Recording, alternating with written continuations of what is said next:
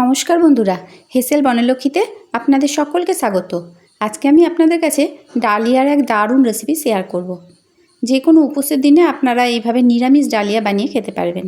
তাছাড়া যারা ডায়াবেটিসের সমস্যায় ভুগছেন, ভাতকে অ্যাভয়েড করেন, তারা এইভাবে ডালিয়া বানিয়ে রোজ খেতে পারবেন। আর যারা মোটাপনের সমস্যায় ভুগছেন, তারাও এইভাবে ডালিয়া বানিয়ে খেতে পারবেন। তাই ভিডিওটিকে প্লিজ স্কিপ করবেন না, আপনারা সম্পূর্ণ রেসিপিটি দেখুন আর এইভাবে ডালিয়া বানিয়ে নিন। স্বাদও হয় দুর্দান্ত। তাহলে শুরু করা যাক রেসিপিটি। ডালিয়া বানাবার জন্য এখানে আমি আগেই মুগের ডাল ভাজতে দিয়েছি। পরিমাণটা কতটা আছে সেটা পরে বলে দিচ্ছি। মুগ ডালটা একদম লো ফ্লেমে আস্তে আস্তে ভেজে নিতে হবে। আমি আগেই শুরু করে দিয়েছি, তাই ভিডিওটা লাগানো হয়নি, কতটা ডাল সেটা দেখানো হয়নি। আমি বলে দিচ্ছি পরিমাণটা। তাই ক্যামেরাটা লাগাতে লাগাতে একটা দুটো ডাল আমার কালচে হয়ে গেল, তাতে কোনো অসুবিধা নাই। আপনারা লো ফ্লেমে ডালটা সমানে নেড়ে নেড়ে ভাজবেন, তাহলেই ডালটা খুব সুন্দরভাবে ভাজা হবে। ডালটা খুব ভালোভাবে ভেজে নিলাম। এখন এর মধ্যে দিয়ে দেবো 2 ফোঁটা সর্ষের তেল। তেলটা দেওয়ার পর আরও 1 মিনিট লো ফ্লেমে ভেজে নেব। তেলটা যদি দেওয়া হয় তাহলে অনেক সময় ডালের খসখসনি ভাবটা থাকে, সেটা চলে যায়, খেতে খুবই ভালো লাগে, তাই তেলটা অবশ্যই দেবেন। এখন তেলটা দেওয়ার পর আরও 1 মিনিট ভেজে নিচ্ছি। তেল দেওয়ার পর আরও 1 মিনিট ভেজে নিলাম, আর এরকম লালচে করেই ডালটা ভাজতে হবে। এখন এর মধ্যে দিয়ে দেব 1 বাটি ডালিয়া। 1 বাটি পরিমাণ ডাল দিয়েছিলাম, তাই 1 বাটি ডালিয়া দিচ্ছি। ডাল এবং ডালিয়ার পরিমাণ সমান সমান রাখতে হবে। আমি এখানে 175 গ্রাম মুগ ডাল দিয়েছিলাম, আর সেই পরিমাণে 175 গ্রামই ডালিয়া দিলাম। এখন ডালিয়াটা ডালের সাথে আরও 2 মিনিট লো ফ্লেমে ভেজে নেব। ডালিয়া কাঁচা রান্না না করে যদি এইভাবে ডালের সাথে একটু নেড়ে নেওয়া হয়, তাহলে ডালিয়া খেতে ভীষণই ভালো হয়। বেশিক্ষণ ভাজার দরকার নাই, 2 মিনিট ভেজে নিলেই হবে। এখন এর মধ্যে দিয়ে দিচ্ছি জল। জল দিয়ে ডালিয়াটা খুব ভালোভাবে ধুয়ে নিতে হবে। 3-4 বার পরিষ্কার করে ধুয়ে নেব, যতক্ষণ না জলটা সাদা হয়। দেখুন জলটা কেমন ঘোলাটে হচ্ছে। যতক্ষণ না জলটা পরিষ্কার হয় ততক্ষণ খুব ভালো করে 3-4 বার ধুয়ে নিতে হবে। দেখুন বন্ধুরা, ডালিয়াটা জল পাল্টে পাল্টে 3-4 বার ধুয়ে জলটা একদম পুরোটাই ফেলে দিয়েছি। এখন ডালিয়া বানাবার জন্য কিছু সবজি কেটে ধুয়ে নিয়েছি কুমড়ো, মোটা করে খোসা সমেত কেটে নিয়েছি। খোসা সমেত কুমড়ো দেবেন, তাহলে খেতে ভালো লাগবে। নিয়েছি পটল, লম্বা লম্বা ছোটো করে কেটে নিয়েছি বরবটি আর আলু। সবজিগুলো আপনারা আপনাদের পছন্দ মতো দেবেন, তবে কুমড়োটা অবশ্যই দেবেন, তাহলে খেতে খুবই ভালো হয়। এখন কড়াইয়ে দিয়ে দিচ্ছি সাদা তেল। তেলটা গরম হওয়ার পর দিয়ে দিচ্ছি 4টে তেজপাতা, দিচ্ছি 2টো শুকনো লঙ্কা, আর দিচ্ছি গোটা জিরে ফোড়ন। এখন ফোড়নটা একটু নেড়ে চেড়ে নিতে হবে। এরপর সমস্ত কেটে রাখা সবজিগুলো এক এক করে এর মধ্যে দিয়ে দিচ্ছি। এই সময় গ্যাসের ফ্লেমটা হাই করে দিতে হবে, আর হাই ফ্লেমে সবজিগুলো খুব ভালো করে ভেজে নিতে হবে। এই কাজটা কিন্তু করতে হবে, খুবই ভালো করে সবজিগুলো ভাজতে হবে। আপনারা আপনাদের পছন্দ মতো যে কোনো সবজি নিতে পারেন, তো আমি বাড়িতে যে সমস্ত সবজি ছিল সেগুলো দিয়ে এই ডালিয়াটা করছি। এইভাবে ডালিয়া করে দেখুন, খেতে কিন্তু খুবই ভালো হয়। হাই ফ্লেমেই দেখুন বন্ধুরা সবজিগুলো আমি ভেজে নিলাম। এখন এর মধ্যে দিয়ে দিতে হবে টমেটো কুচি। এখানে আমি একটা বড় সাইজের টমেটো কেটে দিয়ে দিলাম। টমেটোটা এখন সবজিগুলোর সাথে খুব ভালো করে ভেজে নিতে হবে। যতক্ষণ না টমেটোটা গলে ততক্ষণ ভেজে যেতে হবে।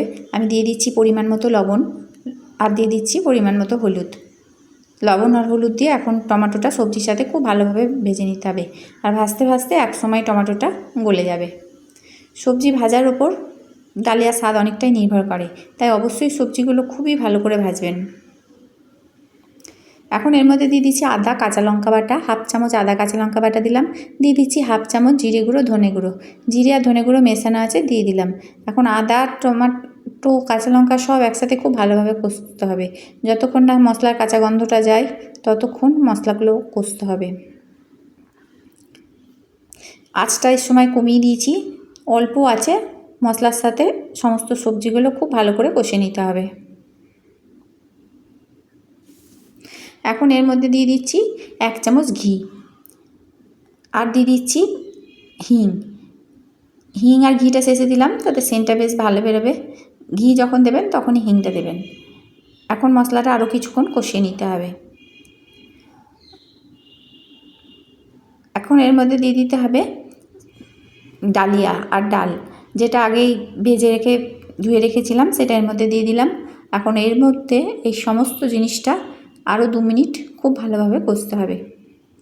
আর আমি যতক্ষণে এই ডালিয়া ডাল সব একসাথে কষছি ততক্ষণে আপনারা প্লিজ কমেন্ট করে জানান তো এইভাবে ডালিয়া কেউ রান্না করেছেন কিনা। যদি কেউ না করে থাকেন তাহলে অতি অবশ্যই একবার অন্তত এইভাবে বানিয়ে দেখুন আর কমেন্ট করে জানান কেমন লাগছে। ভালো লেগে থাকলে অবশ্যই লাইক করবেন। আর যে সমস্ত নতুন বন্ধুরা আমার রেসিপিটা দেখছেন তাদের যদি ভালো লেগে থাকে তো চ্যানেলটিকে প্লিজ সাবস্ক্রাইব করে দেবেন। তার সাথে পাশে থাকা বেল আইকন অবশ্যই প্রেস করবেন যাতে আমার নতুন নতুন ভিডিও আপনাদের মোবাইলে আগে পৌঁছায়। আর রেসিপিটা যদি আপনাদের ভালো লেগে থাকে তো প্লিজ চারিদিকে একটু শেয়ার করে দিন বন্ধুবান্ধব আত্মীয় স্বজনদের কাছে, যাতে এইরকমভাবে ডালিয়া সকলে বানাই। ডালিয়া সবাই বানায়, কিন্তু এইভাবে একবার বানিয়ে দেখুন। একবার না বানিয়ে খেলে বিশ্বাসই করতে পারবেন না যে খেতে কতটা ভালো হয়। বাচ্চাদের তো খেতে খুবই ভালো লাগবে, বারবার বানাতে বলবে। ভেজে নেওয়ার পর এর মধ্যে দিয়ে দিতে হবে পরিমাণ মতো জল।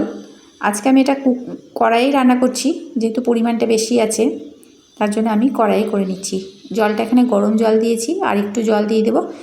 বন্ধুরা, যদি আপনারা কুকারে ডালিয়া বানান তাহলে জল দেওয়ার পর কুকারে 2টো সিটি দিয়ে নেবেন, তাহলে ডালিয়াটা সেদ্ধ হয়ে যাবে।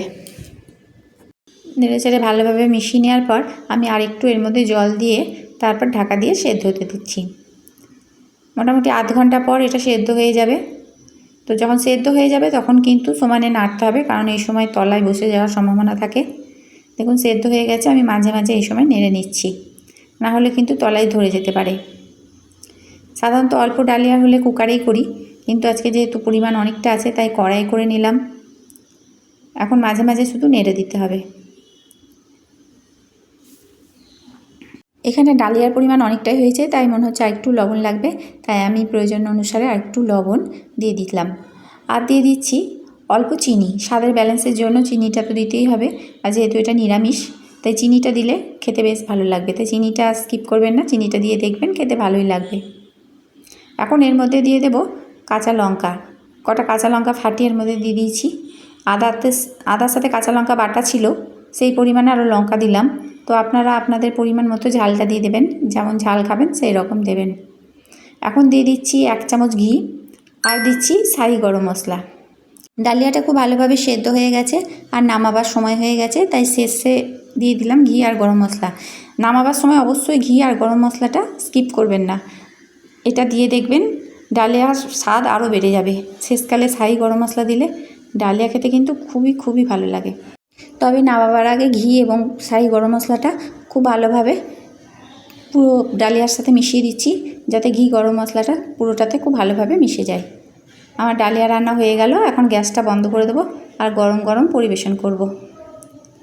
এইভাবে ডালিয়া বানিয়ে দেখুন, আর ভালো লাগলে অবশ্যই কমেন্ট করে জানান, আর লাইক করতে ভুলবেন না। সমস্ত রেসিপিটি দেখার জন্য হেসেল বনলক্ষ্মীর তরফ থেকে অসংখ্য ধন্যবাদ।